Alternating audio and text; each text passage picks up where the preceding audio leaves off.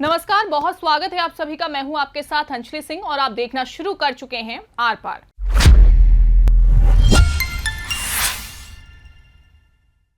एक समय था जो पेटीएम भारत की डिजिटल पेमेंट्स क्रांति का चेहरा बन चुका था। मोबाइल रिचार्ज से लेकर यूपीआई, वॉलेट, फास्टैग और बैंक अकाउंट तक करोड़ों लोग पेटीएम का इस्तेमाल कर रहे थे। लेकिन 2024 में रिजर्व बैंक की सख्ती के बाद पेटीएम पेमेंट्स बैंक यानी पीपीबीएल पर कई तरह की पाबंदियां लगी।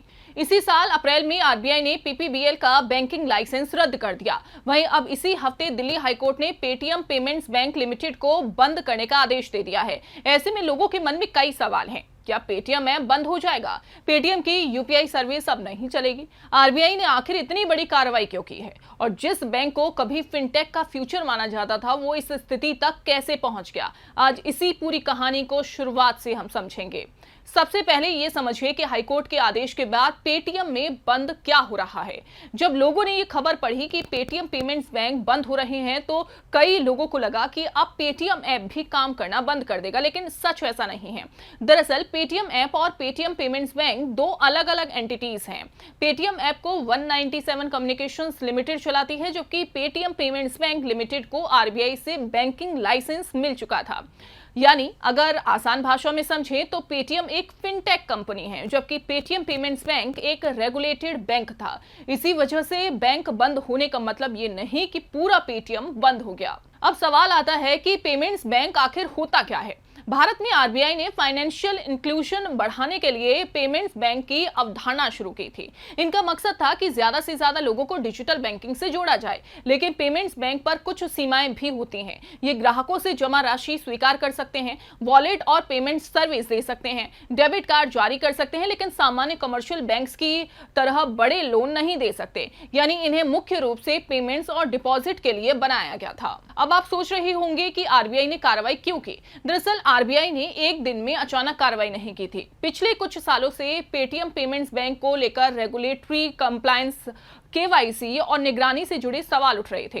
2024 की शुरुआत में आरबीआई को बैंक में सुपरवाइजरी कंसर्न दिखाई दिए और कंप्लायंस से जुड़ी गंभीर कमियां भी सामने आई थी। इसके बाद आरबीआई ने ऑडिट भी कराया और फिर धीरे धीरे कई प्रतिबंध लगाए। यानी ये कार्रवाई किसी एक घटना का परिणाम नहीं थी, बल्कि कई सालों से चल रही रेगुलेटरी जांच और कंप्लायंस इश्यूज का नतीजा थी।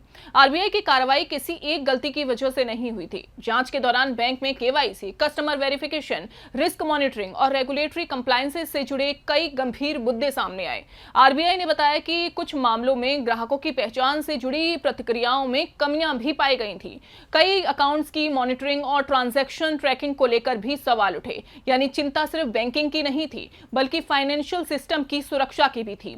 इसी वजह से आरबीआई ने पहले निरीक्षण किए, फिर ऑडिट कराया और उसके बाद चरणबद्ध तरीके से कार्रवाई शुरू की। अब समझते हैं कि मामला धीरे धीरे कैसे बढ़ता चला गया। 2017 में शुरू हुआ बैंक 2022 से ही आरबीआई की सख्त निगरानी में आ गया था। उसके बाद लगातार इंस्पेक्शन और ऑडिट हुए, कई निर्देश दिए गए और आखिरकार 2024 में बैंकिंग गतिविधियों पर रोक लगी।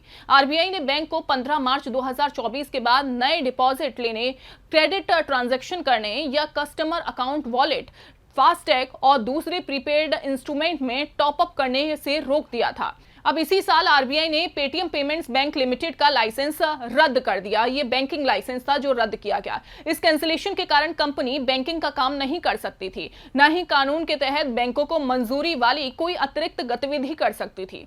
लाइसेंस रद्द होने के बाद आरबीआई दिल्ली हाईकोर्ट पहुंचा और पेटीएम पेमेंट्स बैंक लिमिटेड को बंद करने की मांग की। इसी अपील के बाद हाईकोर्ट का फैसला आया और अब बैंक को आधिकारिक रूप से बंद करने की प्रक्रिया शुरू की जा रही है।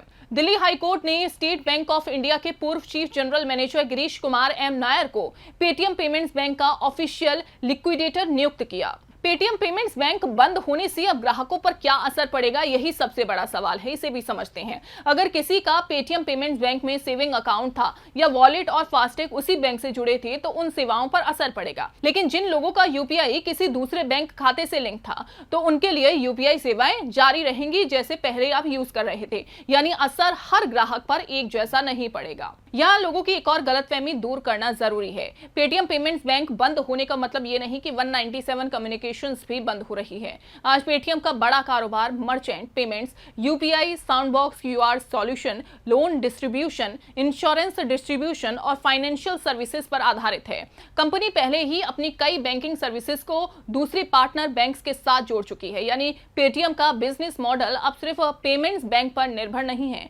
पेटीएम पेमेंट्स बैंक की कहानी सिर्फ एक कंपनी की कहानी नहीं है, ये बताती है कि फिनटेक सेक्टर में तेज ग्रोथ कितनी जरूरी है। उतना ही जरूरी है रेगुलेटरी कंप्लायंसेस और कस्टमर प्रोटेक्शन। अगर कोई फाइनेंशियल इंस्टीट्यूशन आरबीआई के नियमों का पालन नहीं करता तो चाहे वो कितना भी बड़ा ब्रांड क्यों ना हो, उस पर कार्रवाई हो सकती है। दूसरी तरफ ग्राहकों के लिए भी ये समझना जरूरी है कि किसी ऐप और उसके बैंकिंग पार्टनर में क्या अंतर है। पेटीएम पेमेंट्स बैंक की शुरुआत भारत में डिजिटल बैंकिंग को आसान बनाने के लिए हुई थी, लेकिन समय के साथ साथ रेगुलेटरी कमियां इतनी गंभीर हो गईं कि मामला बैंक बंद होने तक पहुंच गया। हालांकि इसका मतलब ये नहीं कि पेटीएम पूरी तरह खत्म हो गया है। पेटीएम ऐप और उसकी कई डिजिटल सर्विसेज पहले की तरह जारी हैं, जबकि पेमेंट्स बैंक का अध्याय अब समाप्ति की ओर है। यह मामला एक बात साफ करता है, फाइनेंशियल टेक्नोलॉजी में इनोवेशन जितना जरूरी है उतना ही जरूरी है नियमों का पालन भी करना, क्योंकि बैंकिंग का आधार सिर्फ टेक्नोलॉजी नहीं बल्कि भरोसा भी होता है।